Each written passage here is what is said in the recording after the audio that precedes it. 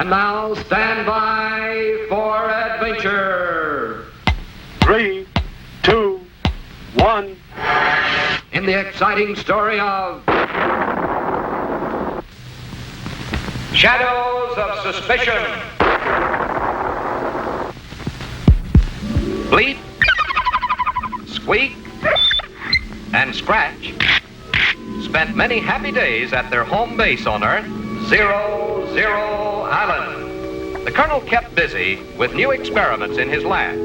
Scratch spent many happy hours digging away in the garden, and Squeak played with his favorite toy, a little wooden puppet. Squeak loved this toy, perhaps because he himself was made of choice lumber. A block of delicate white pine for his head, and a board of sturdy oak for his body.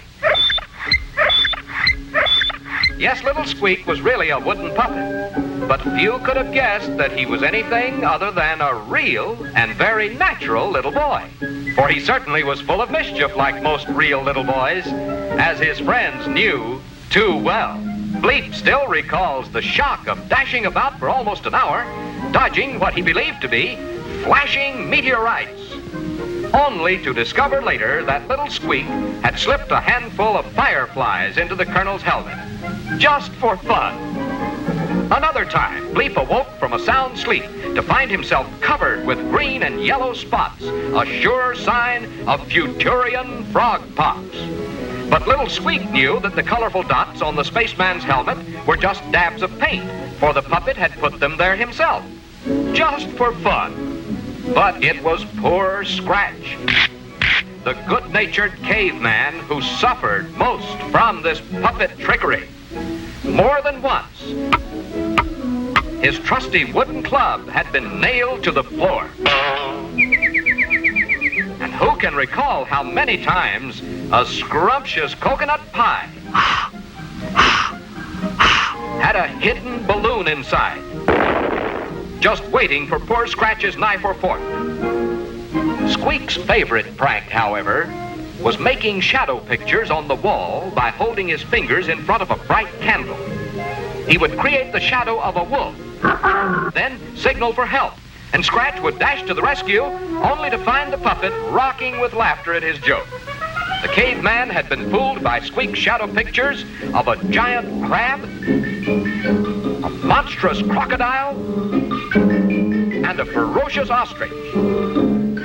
At last, Scratch had vowed never to be tricked again. Then, one day, it happened. Bleep had blasted off for a closer look at a storm cloud approaching the island. Scratch was inside his cave, carving a new wooden club, and Squeak was fishing in the brook by the waterfall. At the first raindrop, Squeak dashed for the nearby shelter of Scratch's cave. Now, no one had noticed that a giant tropical spider had just spun its huge web across the cave entrance, and poor Squeak ran smack into this deadly trap.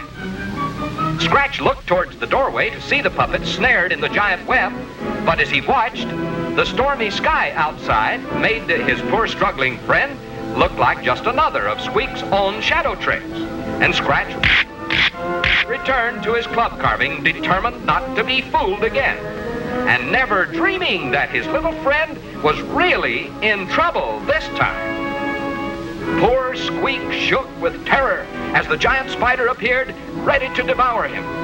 It would be all over in a flash. And it was, but the flash was from a powerful bolt of Bleep's futomic energy.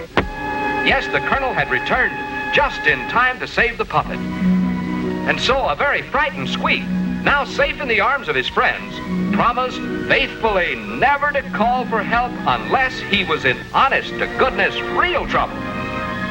For now he knows that a foolish trick can sometimes cost a life.